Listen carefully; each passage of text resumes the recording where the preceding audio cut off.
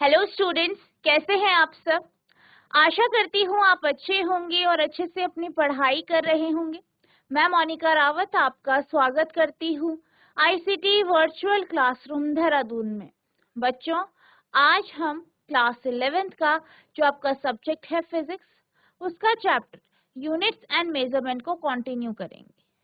तो बच्चों, पिछले लेक्चर में हमने इस चैप्टर के कुछ क्वेश्चंस डिस्कस किए थे और साथ ही साथ हमने ये देखा था कि आप किसी भी फॉर्मूले को किस प्रकार से डिराइव करेंगे। यानी आपको कुछ कथन दिए गए हैं जिसमें आपको भौतिक राशियों का आपस में संबंध दर्शाया गया, जो कि आपका स्टेटमेंट की फॉर्म में है, कथन की फॉर्म में है। आपको उसके माध्यम से आपको फॉर्मूले को डिराइव करना है। तो आप किस प्रकार से करेंगे ये हम डिस्कस कर रहे थे। इसका हम एक क्वेश्चन डिस्कस कर रहे थे जो हमारा आधा हुआ था। आज हम इसे पूरा करेंगे, ठीक है। तो बच्चों, अब हम चलते हैं अपने स्मार्ट बोर्ड की तरफ। तो बच्चों, पिछले लेक्चर में जो हम क्वेश्चन डिस्कस कर रहे थे वो कुछ इस तरीके से था।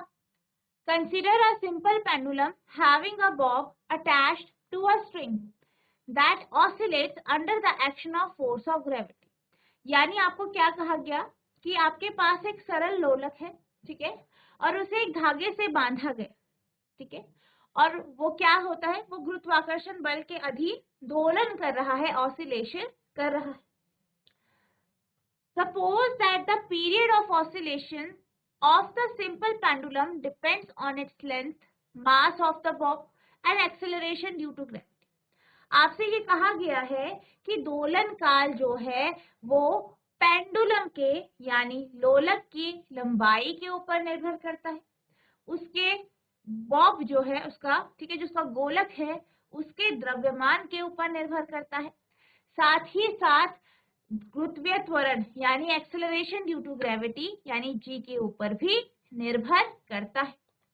Derive the expression for its time period using methods of dimension. अब आपको क्या करना है, डायमेंशन का जो मेथड है, ठीक है, उसका उपयोग करके आपको एक्सप्रेशन को या जो आपका फॉर्मूला है उसे डिराइव करना है।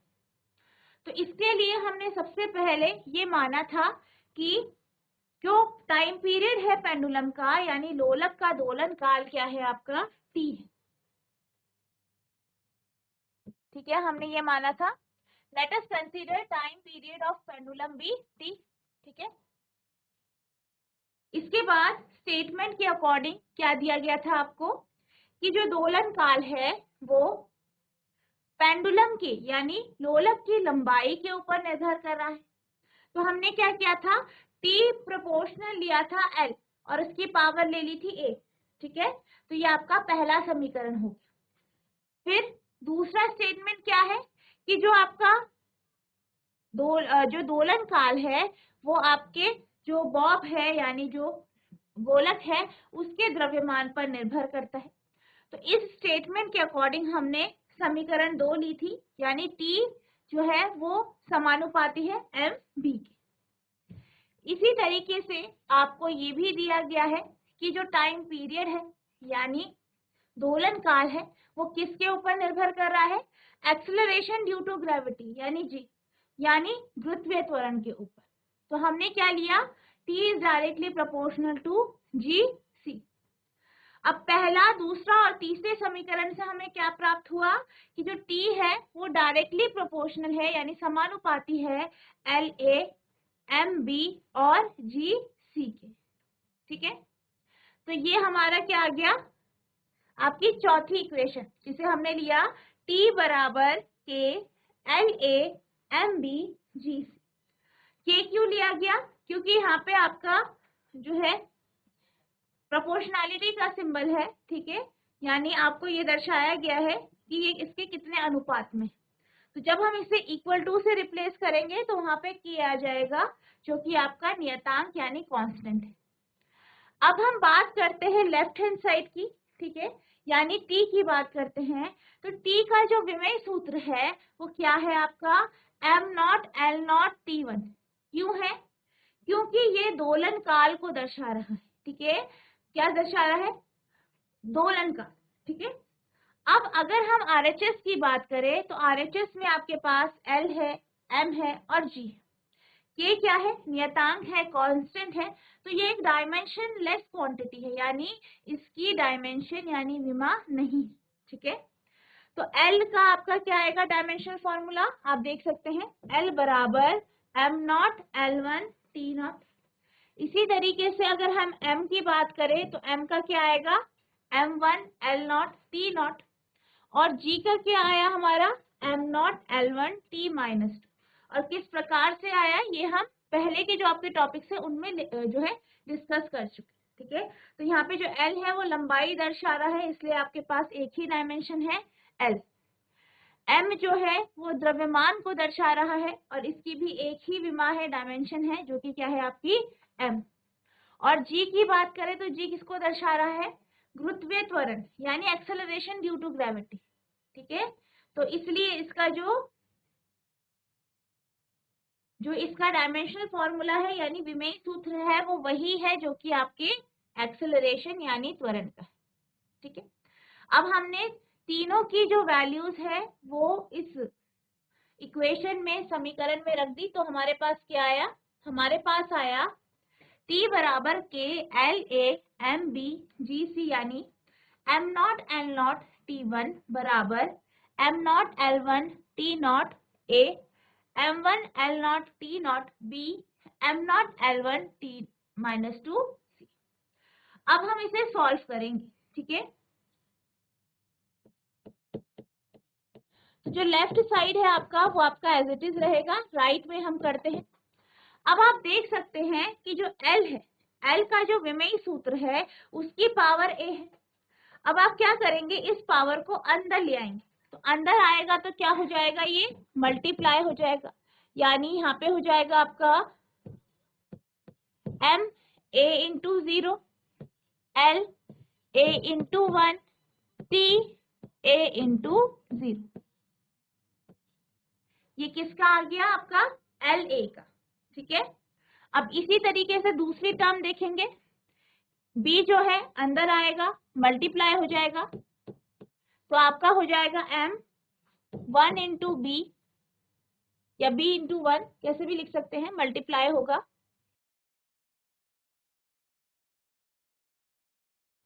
L b into 0 T b into 0। तीसरी टर्म है c, क्या होगा? अंदर मल्टीप्लाई हो जाएगा पावर में, तो m c into 0 L c into 1 T c into -2। ठीक है, तो इस तरीके से आएगा। अब आप इसे सॉल्व करेंगे, m0 L0 T1 बराबर m की पावर a इंटू 0, तो a इंटू 0 क्या होगा? 0 हो जाएगा, यानी m 0 हो जाएगा। l की power a into 1, a into 1 कितना होगा? a। t की पावर a इंटू 0 0। नेक्स्ट में m की पावर b इंटू 1 b होगा, l की पावर b इंटू 0 0 हो जाएगा, t की पावर b इंटू 0 0 हो जाएगा। अगली टर्म m की पावर c इंटू 0 0 हो जाएगा, l की पावर c इंटू 1 c हो जाएगा, और t की पावर c इंटू -2 तो -2 c हो जाएगा।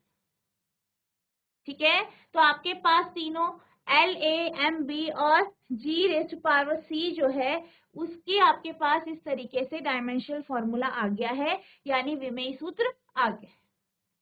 अब आप देख सकते हैं कि तीनों क्या है? आपस में मल्टीप्लाई हो रहे हैं। तीनों जो विमेय सूत्र है, डायमेंशनल फॉर्मूला है, L A M raise to power B और G raise to power C के जो फॉर्मूला है वो क्या हो रहे हैं? आपस में गुणा हो रहे हैं। तो यहाँ पे m, l और t की जो पावर है वो आपस में जुड़ जाए। ठीक है, तो m की पावर आपस में जुड़ जाएगी l की और t की, क्योंकि m क्या है, m का बेस सेम है, तीनों में m जो बेस सेम है तो उसकी पावर क्या हो जाएगी आपकी, ऐड हो जाएगी। तो आप लिखेंगे m not l not t1 बराबर m l और t। पहले वाले विमेय सूत्र में यानी डायमेंशनल फॉर्मूला में m की पावर 0 है, दूसरे वाले में b है, तीसरे वाले में 0 है। तो आपका होगा 0 प्लस b प्लस 0। दूसरे वाला जो है आपका l है, ठीक है। अब l की जो पावर है वो क्या है, पहले में a है, दूसरे में 0 है, तीसरे में c है। तो आपका हो जाएगा l की power a plus c।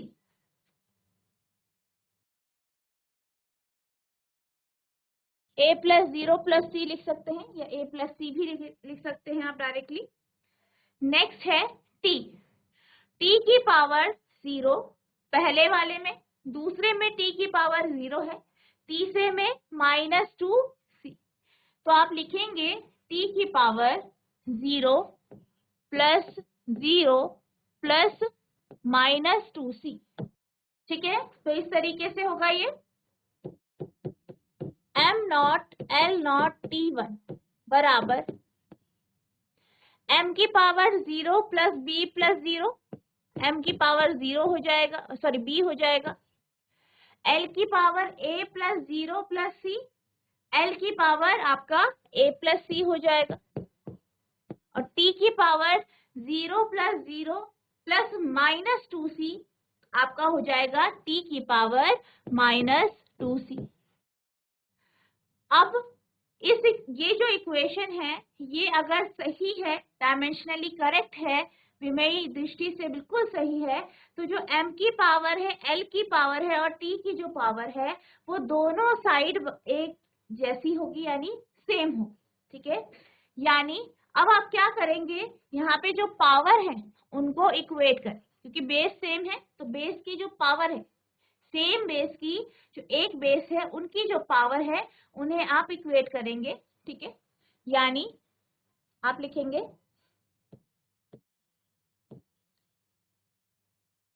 Equating powers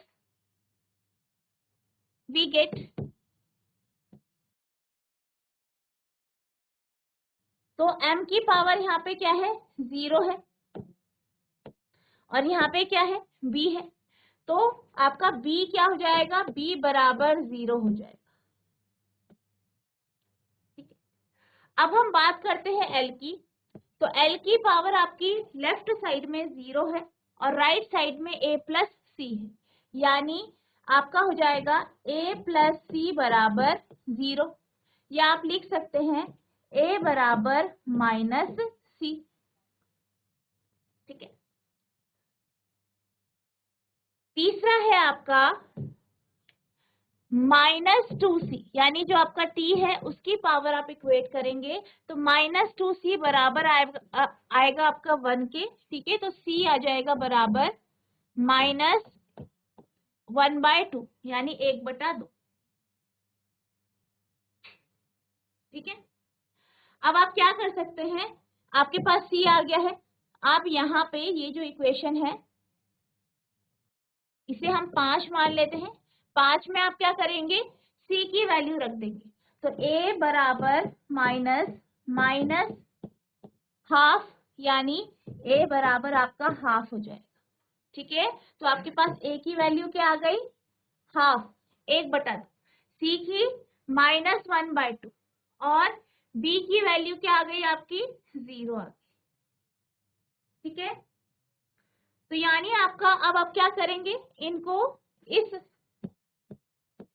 आप इन फॉर्मूले में रख सकते हैं, ठीक है।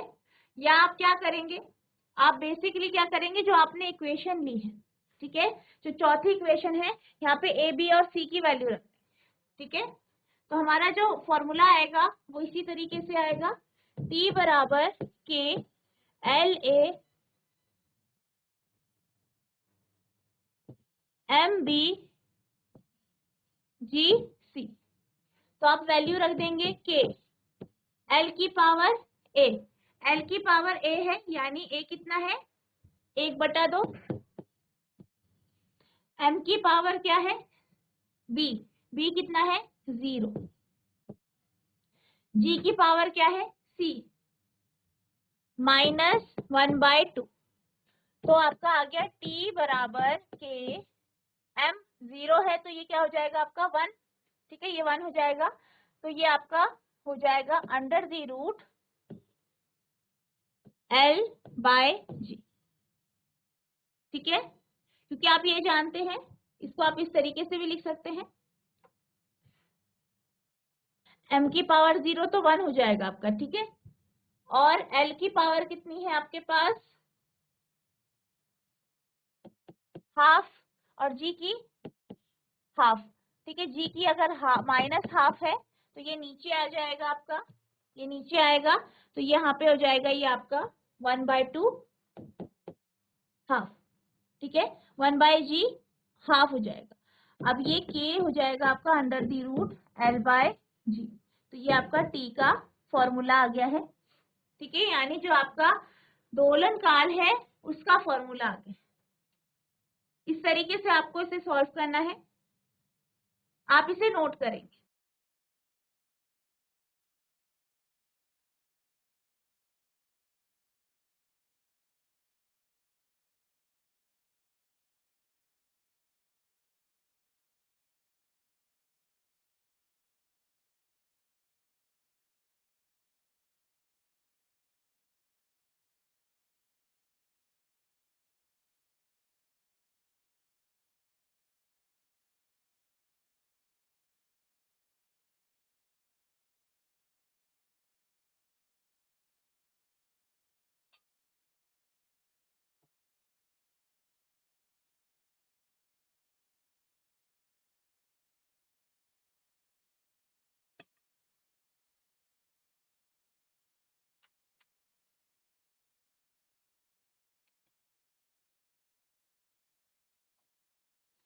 आई होप आपने नोट कर लिया होगा।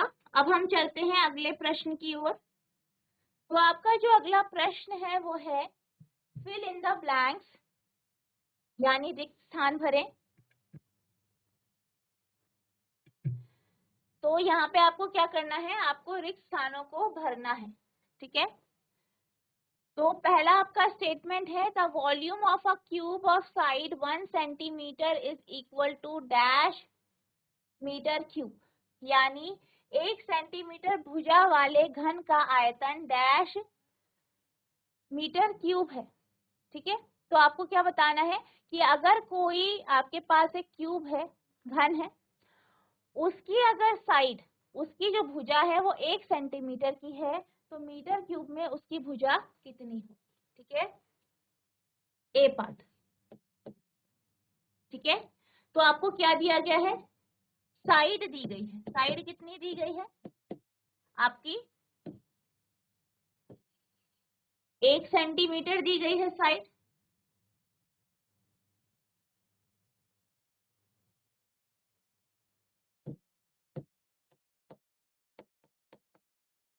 घन की भुजा 1 सेंटीमीटर। अगर आप 1 सेंटीमीटर को मीटर में परिवर्तित करते हैं तो आप ये जानते हैं कि 1 मीटर बराबर 100 सेंटीमीटर के होता है, ठीक है, ये आप जानते हैं। यानी अगर हम 1 सेंटीमीटर की बात करें तो 1 सेंटीमीटर 1/100 मीटर के बराबर होगा, ठीक है, जिसे आप लिख सकते हैं 1 सेंटीमीटर बराबर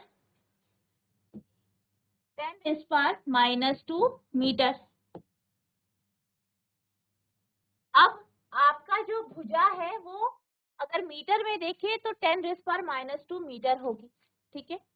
अब आपको क्या निकालना है, घन का आयतन, यानी वॉल्यूम ऑफ क्यूब।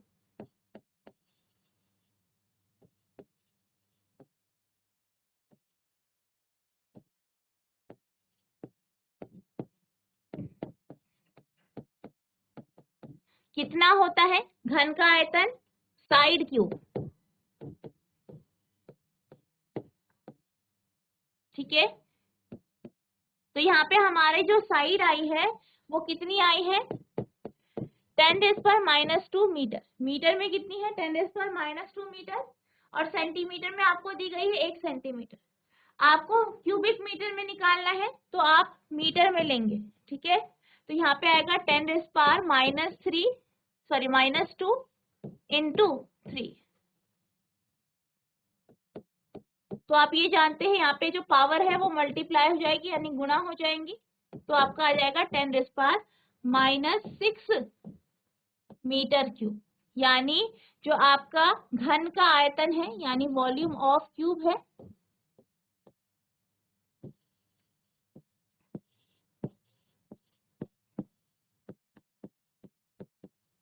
कितना आ गया है? 10⁻⁻6 क्यूबिक मीटर।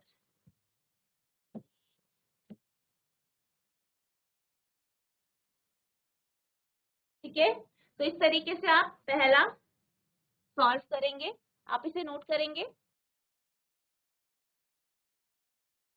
अब हम चलते हैं अगले स्टेटमेंट की तरफ। तो आपका अगला कथन है, the surface area of solid cylinder of radius 2 centimetre and height 10 centimetre equals to dash millimetre square. त्रिज्या 2.0 सेंटीमीटर और ऊंचाई 10 सेंटीमीटर के एक ठोस सिलेंडर यानी बेलन की पृष्ठीय क्षेत्रफल क्या होगा। ठीक है, आपको क्या निकालना है? इसका पृष्ठीय क्षेत्रफल। ठीक है, जो पृष्ठ क्षेत्रफल होता है वो निकालना है, यानी CSA निकाल। ठीक है,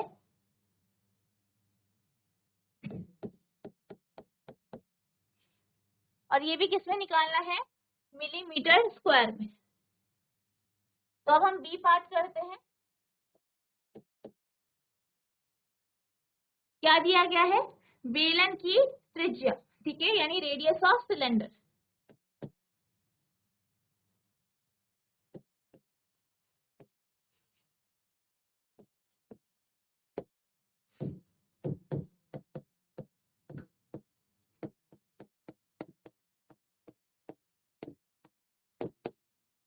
कितनी दी गई है? 2 सेंटीमीटर।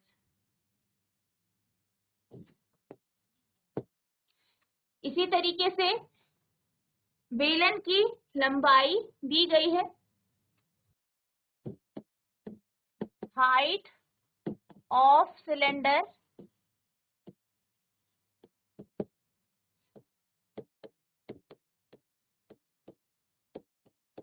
बेलन की ऊंचाई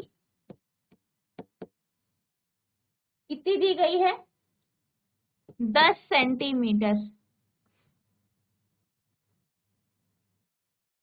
और इसे आपको मिलीमीटर में निकालना है। ठीक है, सबसे पहले हम सेंटीमीटर और मिलीमीटर का रिलेशन देख लेते हैं। तो आप क्या जानते हैं? 1 सेंटीमीटर बराबर होता है 10 मिलीमीटर के, ये आपको पता है। ठीक है, आपने पढ़ा है कि 1 सेंटीमीटर कितने मिलीमीटर के बराबर होता है? 10 मिलीमीटर। यानी अगर हम जो आपकी सिलेंडर है, बेलन है, उसकी त्रिज्या की बात करें तो इसकी जो त्रिज्या होगी मिलीमीटर में वो हो जाएगी 20 मिलीमीटर। इसी तरीके से अगर हम बात करें इसकी ऊंचाई की तो ये हो जाएगी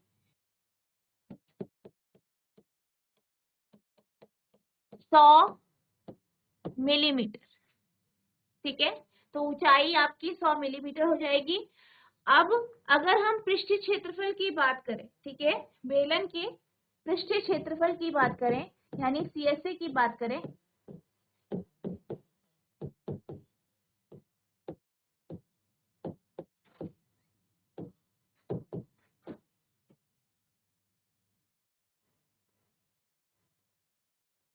तो इसका पृष्ठ क्षेत्रफल यानी curve surface area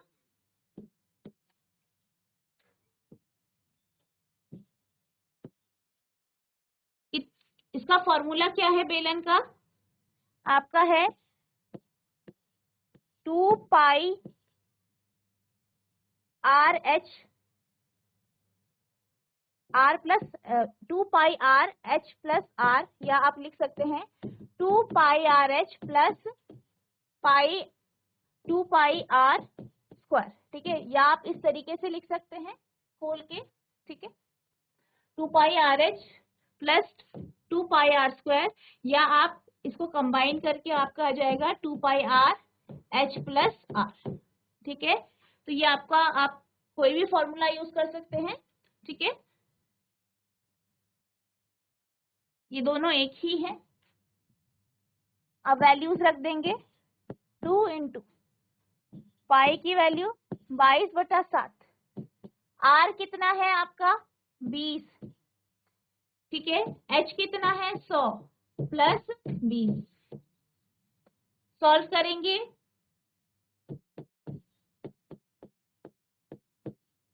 2 into 22/7 into 20, bracket के अंदर 100 प्लस 20 120, ठीक है, 120 होगा, इसे आप सॉल्व करेंगे,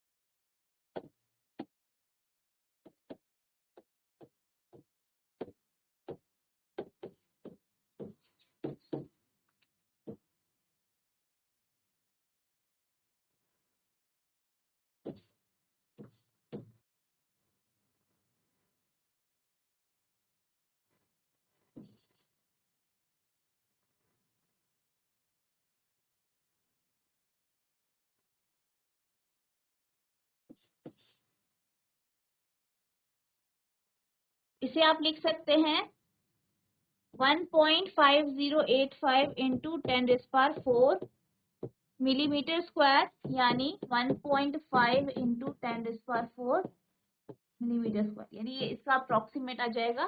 तो ये आ गया है आपका CSC, ठीक है।